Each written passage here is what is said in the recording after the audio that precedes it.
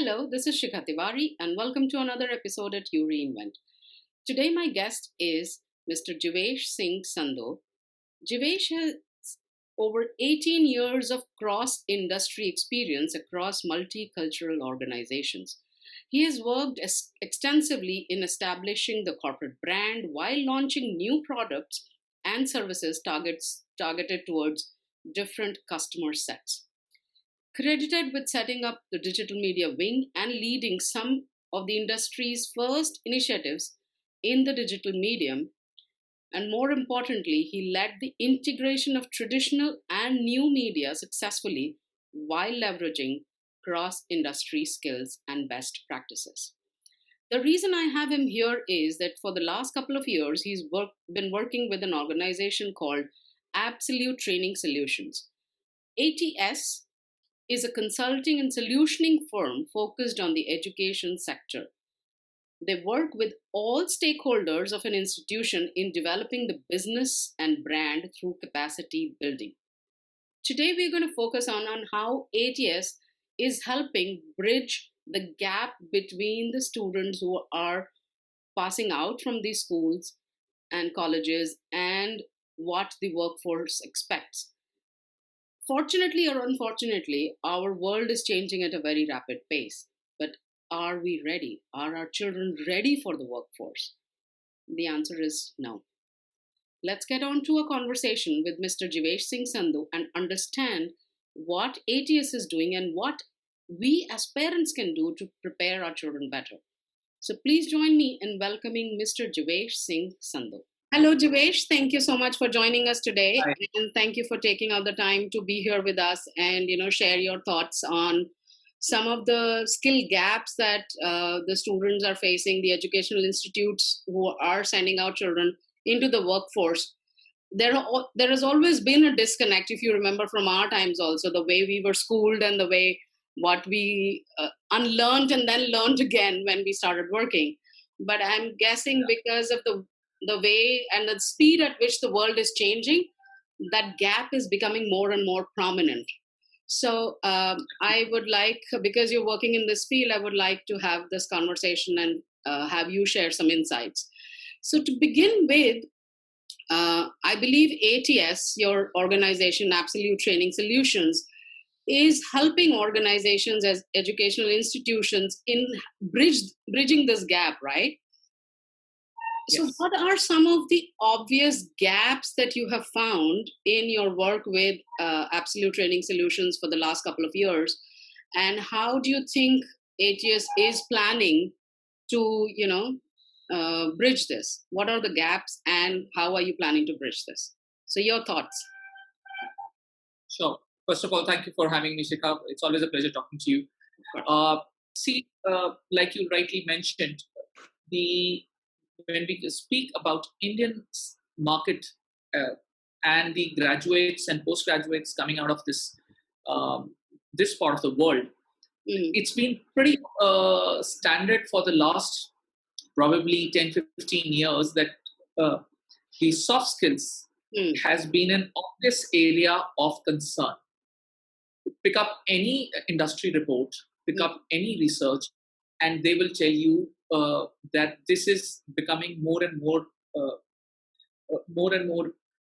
a bigger concern area for these people. Right. Let me share proprietary research, certain figures which we did a couple of years back, ATS.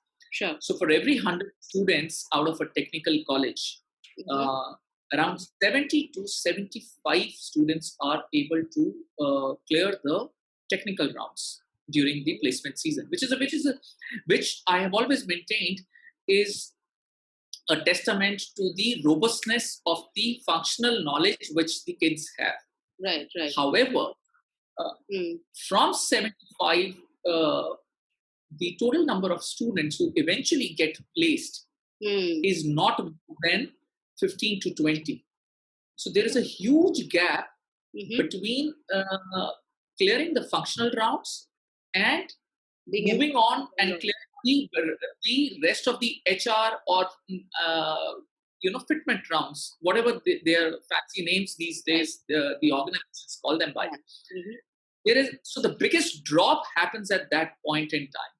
Mm. And unfortunately, so if I were to elucidate and kind of specifically mention a few things, I think business communication is one of the areas which these young graduates and postgraduates coming out woefully lack in. Another area is the shift in mindset from a campus world to a corporate world. Now, that's something which no school will teach you. It's something which will come through, which is so important, but still not happening. And the third is, unfortunately, and specifically with the new generation which we are seeing, is the grooming, and it's very funny and sad at the same time that the third part which we have just spoken about continues to be a bigger thing, because we believe that we guys have been considering that we have this British overhang coming through all these years. Grooming should have been a big a no-brainer. However, it's not unusual for specifically when you walk into tier 2, tier 3 towns, for students to walk into interviews with floaters and with jeans, and that again. So there are a lot of areas which are very small, can be addressed, but are being overlooked because they are not on the priority list of anybody for that matter. And this is what we have found out, and this is what at ATS we have been doing. I would like to further specify this. With the advent of social and digital media, the run-of-the-mill, standardized, one-size-fits-all programs or solutions don't work anymore. Actually, unfortunately, honestly, it has never worked. The only point is that we have somehow said that it works because we don't know how to create the rest of the other customized models. I mean, as you know, I come from the content development side, and this was my first foray into creating content, and I learned that there are 9 intelligences, and we don't we create content based on just one intelligence. If you understand it, great, but otherwise, it's your loss. Absolutely. No, you said it absolutely. I think you kind of hit the nail on the head. So this is precisely what's happening. Run-of-the-mill, standardized, one-size-fits-all content and solutions are still norm of the day. And ATS, we take a lot of pride in saying, you pick up our website, which is absolutetrt.com, and you will not see any program literally listed there. Why? Because we are specializing in hyper-personalized development of content and then deploying it basis the need of the audience as well as the institution or for that matter, the corporate in play. Right. So, like you mentioned, grooming was a very important aspect of, you've seen tier 2, tier 3 in these cities that interviewees almost walking in floaters and jeans. So have you seen something like that in tier 1 cities also, like in Delhi? Because I do notice there is a shift in how students respond to these situations. For us, or a couple of years back also, this thing was very serious, for the lack of a better word.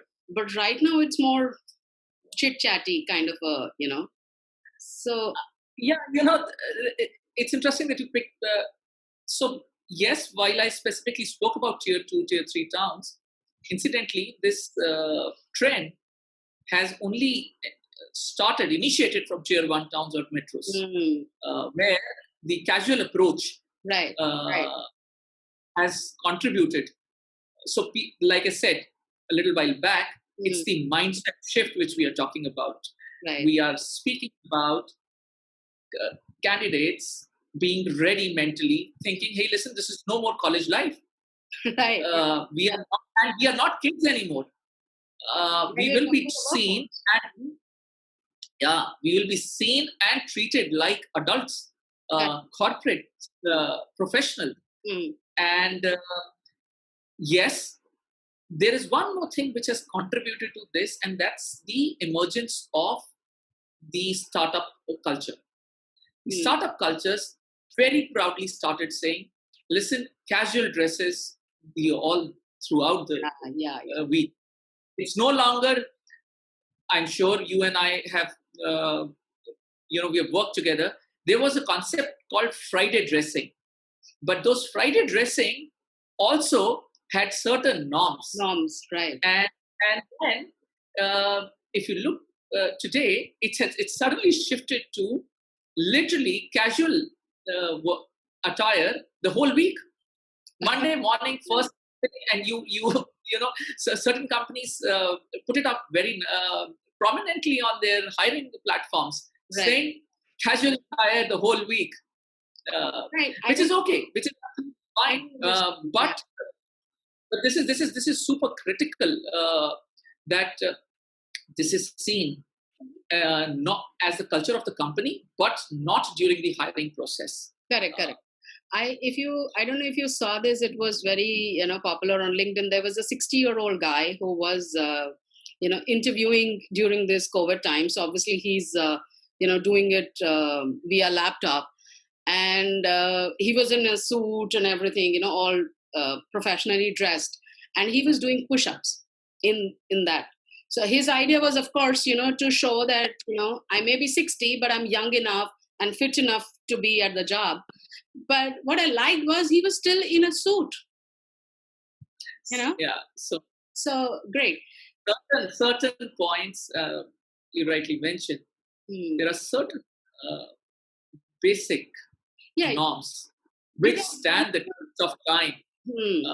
And appearing for interviews or preparing for interviews and ending up being there in front of the hiring manager, it still requires that one goes in the proper attire. And incidentally, this goes for both the genders. A lot of times we feel that there is one particular gender which doesn't need to be told about it, but we forget that that's a important. Kids don't realize, or youngsters don't realize the importance of putting up a big and a good impression when they walk in for a chit chat, if I were to say that, with the potential employer. So another point which was very striking when you were sharing your insights is that almost 80-85% of students don't get hired in the besides the technical round. They kind of get dropped into various during the various other rounds. So how is ATS, or how do you think you are preparing students for the workforce? What are some of the special or specialized skills you're helping these students hone themselves with? Okay, so like I said, shared a little while back, we take a special pride in saying that we don't offer any run-of-the-mill or standardized programs to any institution or corporate we work with.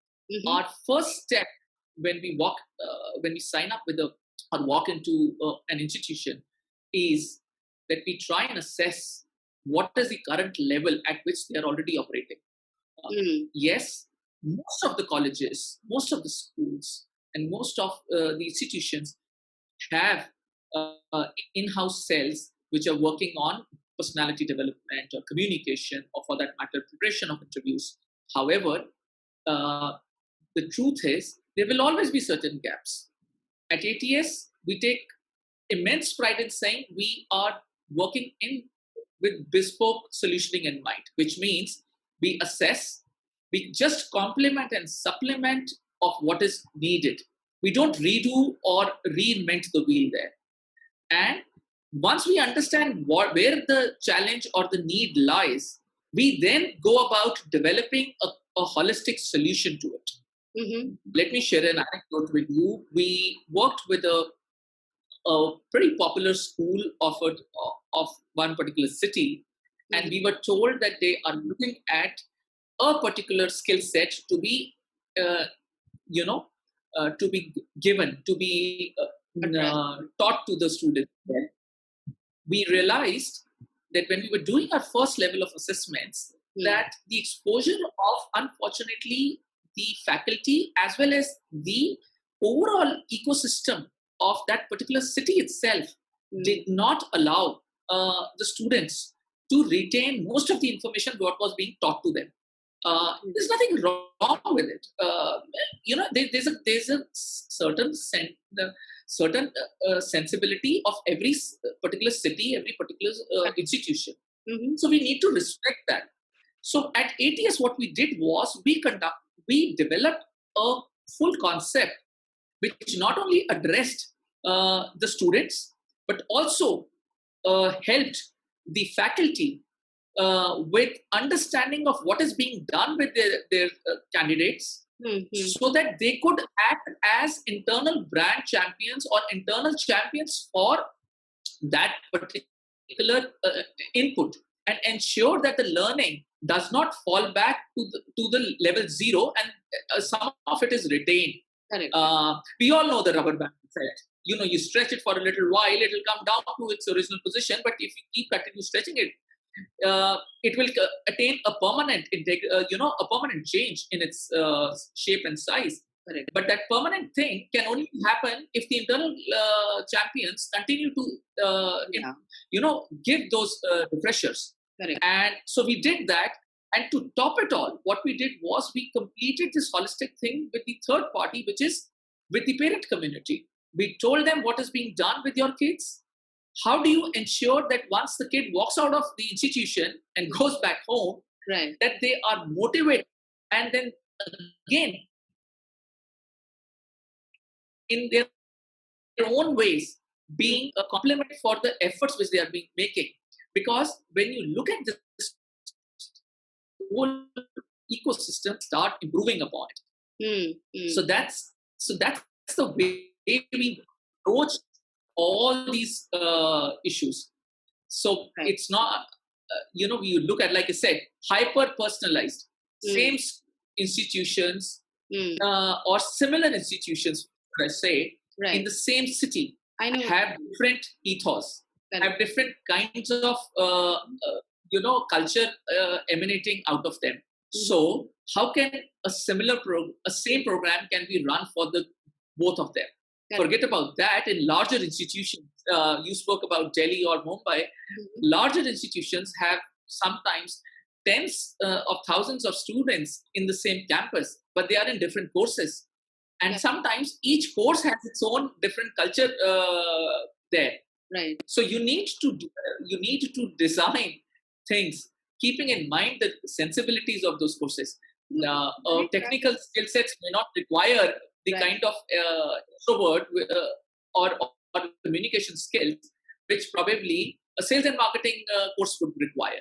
So that's how we go about doing that. No, you're very right. I remember, in fact, back in the day when I was actually part of a group where we were traveling across northern India to train the school teachers. And in one particular city, we reached, and I don't want to take the name of the school, but we reached there, and after 15-20 minutes or half an hour of our very fancy training program, one of the teachers says that, can you do it in Hindi? And me and my colleague, I mean, how well I speak in Hindi, and she was worse. So she said, Shikha, thank you so much. I'll see you after the training is over, because we were not able to customize it. And imagine, this is something so simple in a country where we primarily speak Hindi. Yes. And yet our training program, and it was beautifully designed till date, I feel it was one of the, best designed programs, experiences, and yet it failed at the one very basic level, language. Yeah. No, so this is precisely what we are saying. Yeah. Not every place has its own sensibilities. Correct. Yes. It's so interesting for you to bring up the diversity which this country has to offer. Yes. We are all aware of the fact that the dialect and the food and the culture of this great country changes every 200 kilometers. Correct. Yes. Every 200 kilometers, there is this little change which comes in the dialect of this country. So you can imagine in a big state like, say, a UP or an MP, or for that matter, Rajasthan, every 200 kilometers, you will see a different culture coming through. Correct. And for somebody like me who has kind of stayed and lived across the country, when I shifted from north to south, it was as good as shifting to a new country altogether. Exactly. I know what you're completely different language, completely different culture, and completely different sensibilities. Yeah. And this is precisely what we talk about. When we design these programs, we look into what is missing. We don't say, hey, listen, this is what you should be doing. We try and understand what is already being done, how much of it has already been imbibed and embedded into the overall ecosystem. And this is another USP which we bring to the table. None of we don't call ourselves that we are conducting trainings. What we do is embedding these specific solutions into the daily routine of these institutions. So we work on literally a drip irrigation model, which means we give a little bit of input, we wait and see of how it is being taken, how much of it is being absorbed, how much of it is going waste, and what is the impact, and then we take the next step.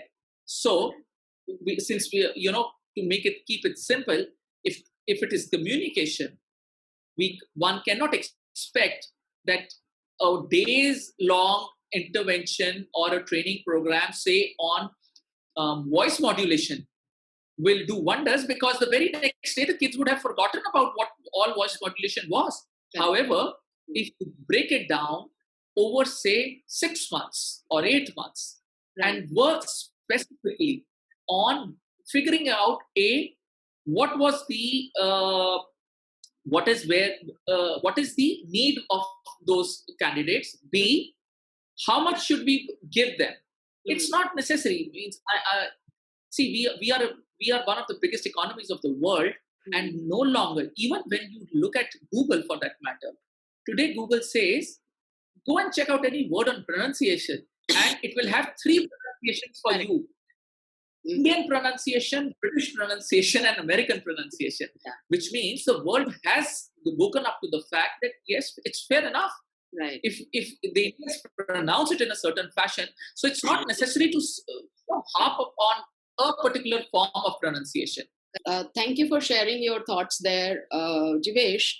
Just to kind of, we are coming towards the end of our talk. But before we go, I know as an organization, you are trying to do your bit in trying to bridge this gap. But what can parents and even educational institutions and educators what can they do in their own right to, prepare students better for the workforce? See, and yes, like I said, as an organization, we work with all stakeholders, right from the management to the teaching staff to the non-teaching staff and the students, and wrapping it up with the parent community in specific, but the community at large.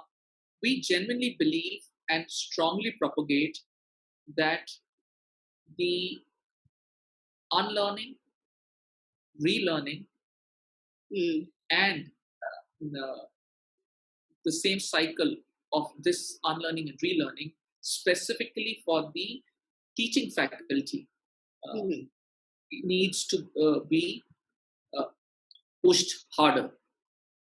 There are, barring the top metros and tier 1 towns and certain institutions, most of the institutions and most of the cities, they're still stuck in the old format of teaching kids. And this is where, but there is hope, for a very simple reason that even the government has recognized it. The NEP 2020 lays a lot of focus on these aspects. So hopefully, we will see this getting implemented over the next couple of years. Correct. We British are very happy to know that we are already into this, and we are already doing certain aspects of it. We just need to kind of be out there and support the institutions for evolving and implementing these new changes. Another thing which, since you spoke about how that can the parent community support, and that is, change will not come, overnight. Correct. So please persist with whatever your kids are learning, for them to have for them to pick up a skill set, and for Correct. that skill set to become a part of their nature. It will take its due course of time. Correct. Yes, the kids will absorb quickly. Younger the generation, faster they will pick it up. But it will still take time. It is not going to happen overnight. It's not a magic wand. Correct. Nobody can do that. So give them time, give them enough motivation, and be aware of what is being done. A lot of times there is a gap, and we have seen it, that there is, the parents at times become passive in participants in the education of a child. I'm saying some of them, because because the schools are becoming, or the institutions are becoming proactive in a lot of areas. However, the importance of the home and the parent community cannot be underestimated. So they need to prop up and act as those catalysts to ensure that the change keeps happening and it's promoted. Right. That's what I strongly believe in. Thank you so much for sharing your thoughts here, Jivesh. And just for our viewers, if they want to contact ATS and if they want to kind of figure out some of the courses that might work for their children, they can always go on the website and contact, right? And we can give the website link in the bio of the video. Great.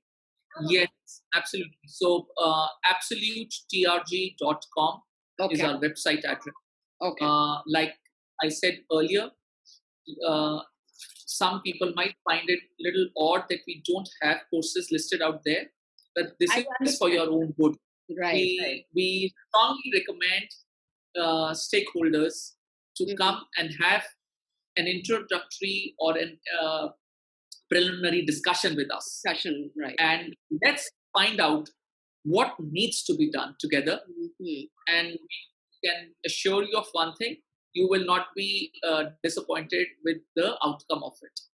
We believe no organization can independently change a thing. We have to work together. So let's join hands and do that, and ATS is there to do that. Thank you. Thank you so much. Thanks for your time, Jivesh, and thanks for this chat, and talk to you soon. Bye-bye. Yeah, sure. Thank you so much. Take care. Bye. Bye.